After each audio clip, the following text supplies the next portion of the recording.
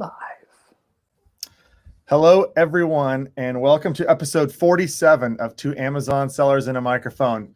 Today, Chris and I have a great guest on with us from Berlin, Germany, David Zimmermann. David, what's happening? Hey, guys. Thanks so much for having me. It's a great honor. 47 thanks already. for coming on. A lot of episodes. Yeah. Congrats on that. Yeah. We've been busy. I mean, the last time you and I spoke, we hadn't started the podcast yet, but Right. We're excited to talk to you because, man, you are just knee deep in research on Amazon tools and the Amazon space. So we'd love to sort of get your insight on what's just going on in the industry right now and what cool things you're seeing. But before we dive in, you want to give everybody a little background on sort of how you got into the Amazon space and what you're doing right now? Sure. So actually, I studied something along of sports and business administration, but you don't get jobs in sports. So I kind of ended up at Sellozo, and I guess you all know that's one of your competitors. Yeah. And there I was 4 years, handling a lot of customers and doing kind of customer success. I guess similar what you guys are doing more or less. Mm-hmm. And creating knowledge-based articles and doing all stuff like that to make it easier to onboard customers, especially in terms of Amazon advertising. Mm-hmm. And then after 4 years, things ended with Sellozo, and I decided to go my own way, and I decided to kind of do something new. I checked obviously what is there on YouTube. Obviously, there's a lot of affiliates out there, a lot of reviews of tools, but I just didn't think that was satisfying enough. And so I had my sheet. I already had that before, and then I guess one night I just had that idea, dream, or more or less whatever, of a league, to make a league out of it, me being a big sports fan. And that's how it happened. I just thought, okay, let's do it.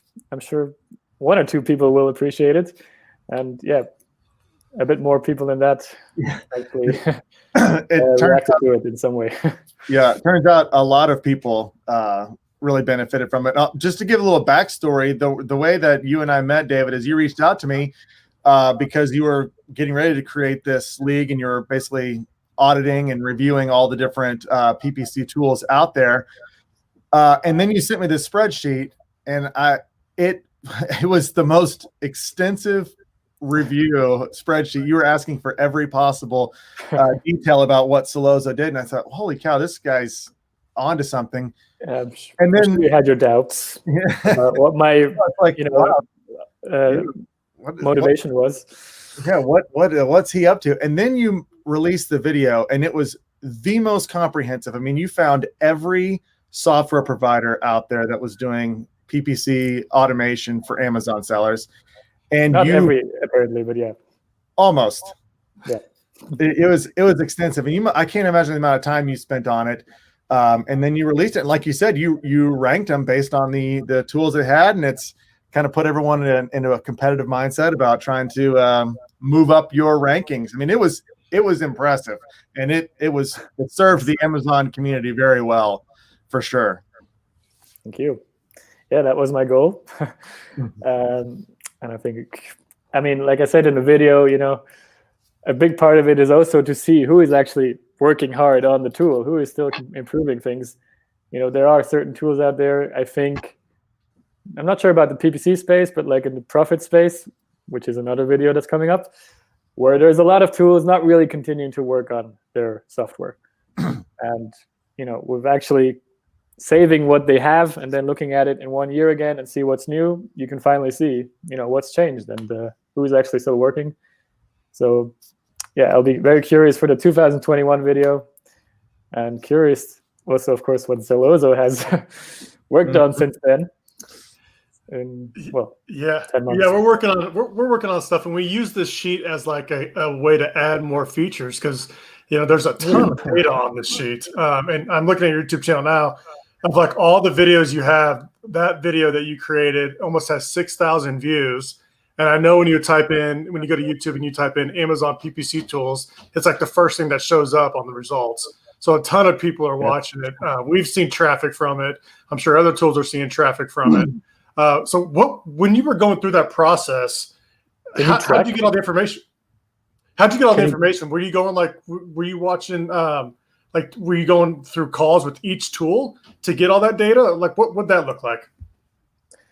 Yeah, pretty much. I mean, first I did some very basic homepage reading and knowledge base checks, what they have and whatnot. But then to go into detail and, is it a super or is it just a partly? Do they have it for sponsored products, automatic campaigns and manual campaigns and, all that stuff. There, I obviously needed to do those calls to actually ask the questions, because those are things that you're not always going to see on the homepage. People are not going to mention that their rules don't work for automatic campaigns, for example. So I did these calls with almost all tools, not the ones at the bottom, because I didn't think it mattered too much. If they're 27th or 29th in the end. But at the top, I did care, I wanted to be as exact as possible. That's how it went. And you've been there, Dustin. Oh yeah, I remember that call. 1.5 hours or so. I don't remember. Yeah, you were very, very thorough. I mean, we were debating on certain features. Is this count as that feature? Does this do that? I mean, we had, and you were, we had those good debates, and so right now you're doing this again.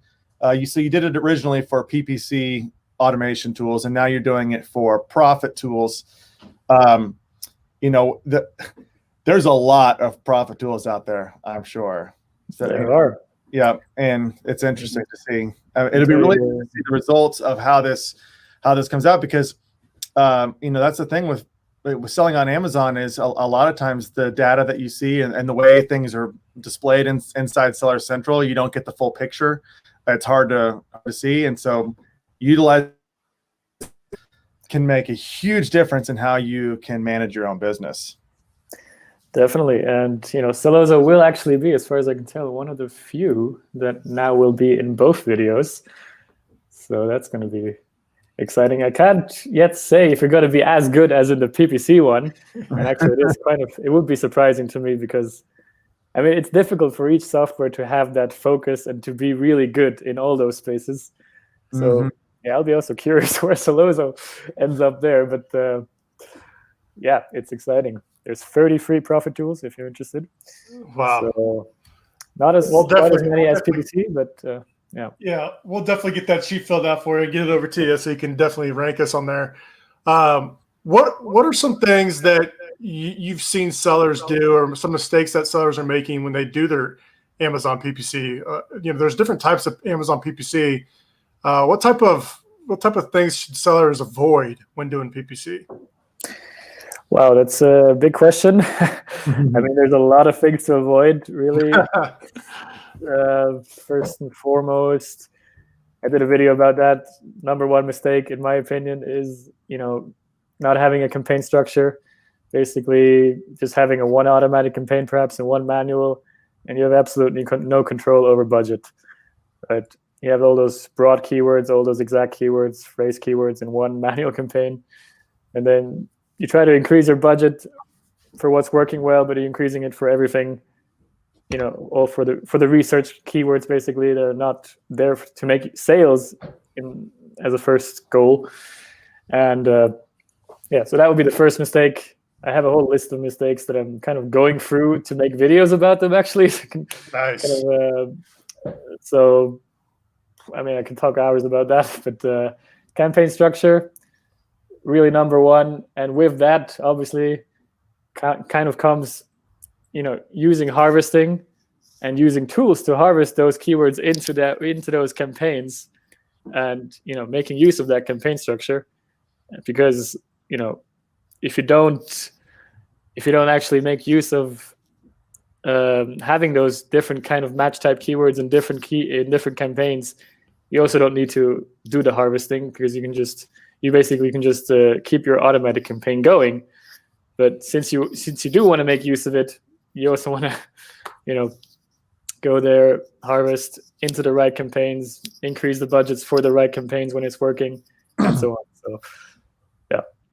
What would be a good structure? Like if I have a limited budget, like $1,000 or $1,000 a day to spend, or whatever, a limited budget to spend, what would be like a good beginner campaign setup? Like, do I just do an auto and a manual exact, or do I just focus on exact match? What would be your suggestion there for limited budget campaigns? Limited budget campaigns. Well, personally, I have my checklist. If the budget is very small, yes, I start with one exact campaign. That's the one I always have, like with some group of highly relevant keywords. But then ideally, you also want to have that automatic campaign as the next one, kind of a lower budget to keep researching those keywords. So if you really have a very, very low budget, then at least have those campaigns, exact and automatic. But then there's so many other campaigns. I mean, many advanced people do around 40 campaigns per product. So it can go depending on how much budget you have. And sure, I'm not sure that would take it a bit too far for this video. You can certainly design pretty complex campaign structures. There's no doubt, and that is what a lot of the big players are doing. They, like you mentioned, they have lots of campaign structures going on. In terms of Chris and I talk about a lot with people that are, when we're demoing Sellozo, is just talking about automation, like the tools like Sellozo that automate the optimization process.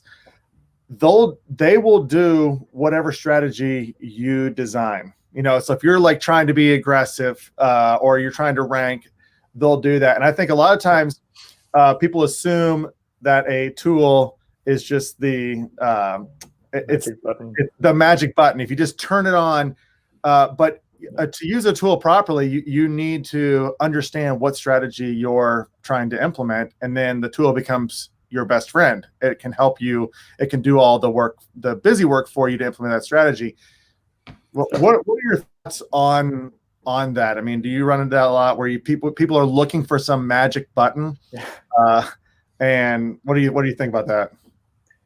Yeah, that is so true. I mean, especially when I think about all those, agencies and, maybe single managed service people that really are against automation tools because they say it just cares about ACOS, or it doesn't really look at the whole picture, or you can't trust it and all that stuff.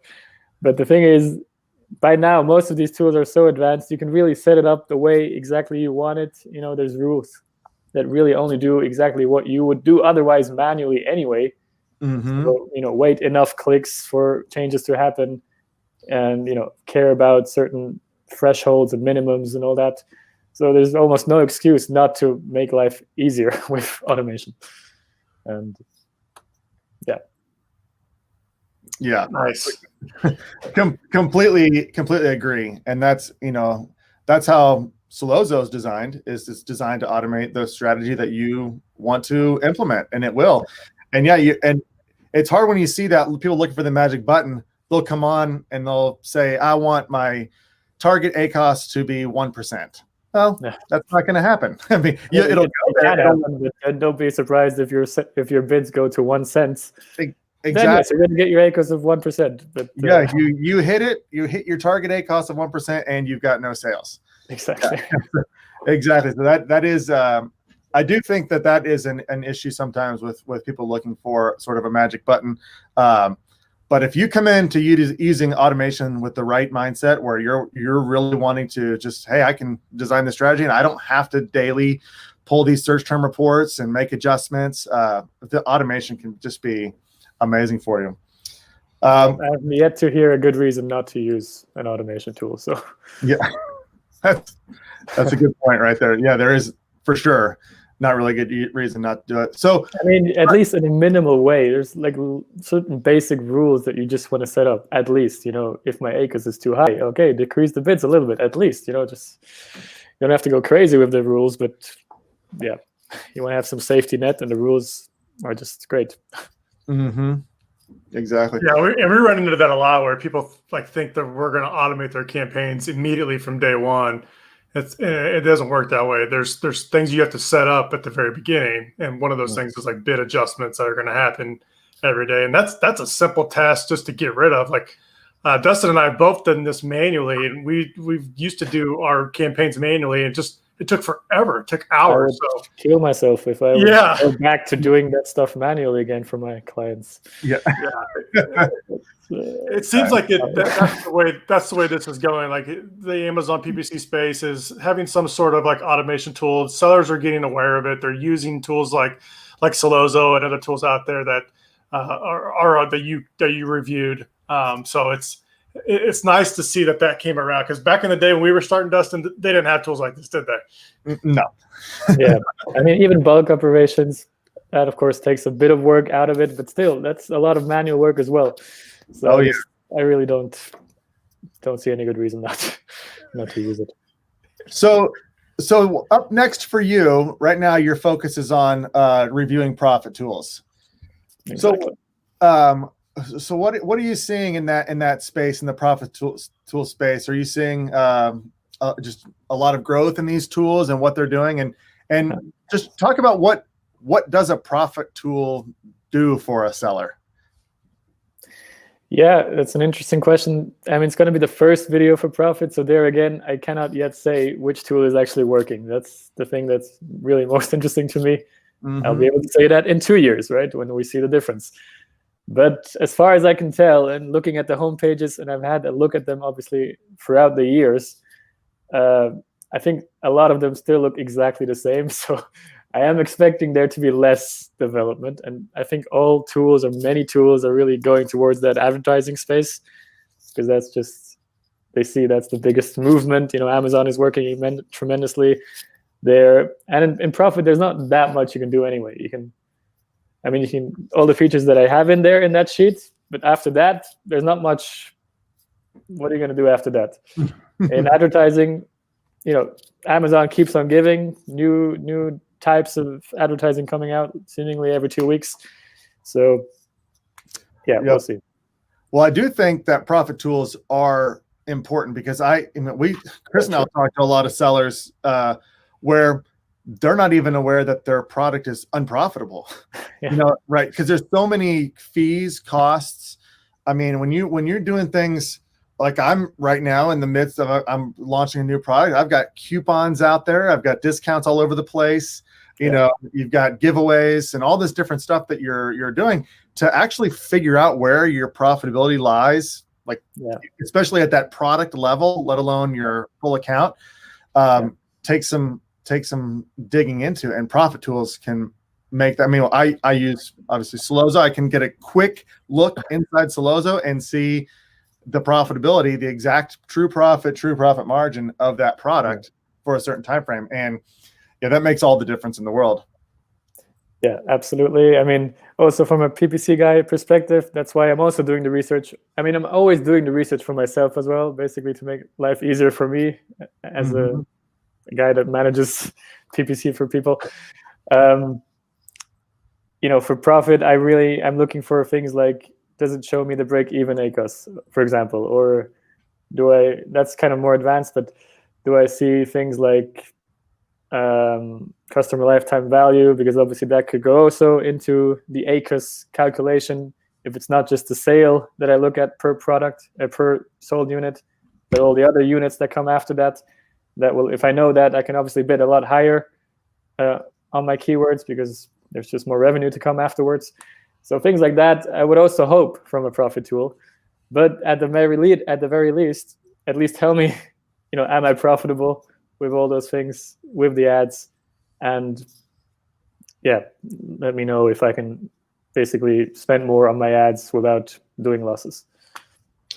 So when is this video plan on releasing for the profit tools? It depends on tools like yourselves that have not ads or that have not completed my sheet yet. But we're doing it right after this call. We'll keep you on, and we'll go through the spreadsheet with you right now. No, I have to. For some of the tools, I have to push a little bit, obviously, and not all of them know me.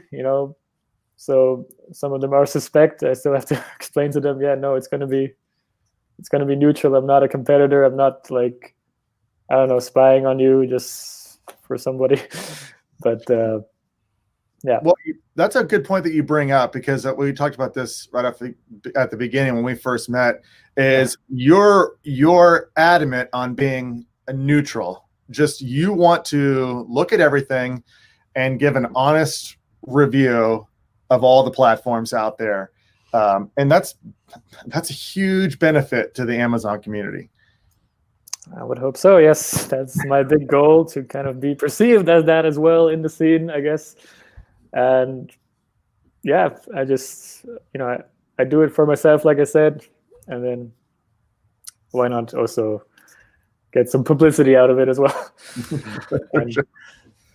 Well, it keeps everybody on their heels, like keeps everybody working on their tool. So I know in the PPC space, people are looking at this graph and they're like, how do we get our tool better? How do we move up the ranking? I hope the same happens in the profit space, because a good profit tool would be nice to have too. So I can't wait to see that video. It's gonna be nice. Mm-hmm. Yeah. So the work you're doing is great, man. I mean, it's motivating to us. It's pushing Sellozo to be better, and I know it's doing the same thing for everybody else. If anybody wants to get in touch with you, tell everyone how do they contact you, or where can they find your videos? I know you're everywhere, but tell them how they can see your content and get in touch with you. Yeah, well, so if you enter in YouTube ddZim.ppc, I'm not sure they can see that in this video down there. We can. Everyone can see that right here. Yeah, and we'll put a link as well. Yeah, that's pretty much how on. And of course, like everybody pretty much nowadays, LinkedIn is the place to be. So yeah, just hit me up on LinkedIn. And that's it. I encourage everybody that's listening, you got to go watch these YouTube videos that you're putting out. It's great. It's great stuff. So David, your podcast is not too bad either. Thank you. That's why we're having you on, to make our podcast even better. But man, hey, thanks for coming on. It's been great. We'll I encourage everyone to go out there. Chris, did you have something else you want to add? No, that's good. I was just saying, we'll put a link in the notes for his YouTube channel. His videos are very neutral. It's awesome content. So what's going to be the title of this video? I can't really summarize what we talked about. This title is going to be called Amazon Seller Tools with David Zimmermann. Oh, okay. So we kind of covered a little bit, PPC. Oh, so and competition then in the search engine of YouTube. Okay, smart. Okay. Oh man. Well, thanks so much for coming on. We had a blast. Stay on here after we get off, because we can look through that spreadsheet, get you all the information on Sellozo. Sure. All right, everybody. Thanks for tuning in. Thanks for listening, and we hope to see you on the next episode. Have a great day.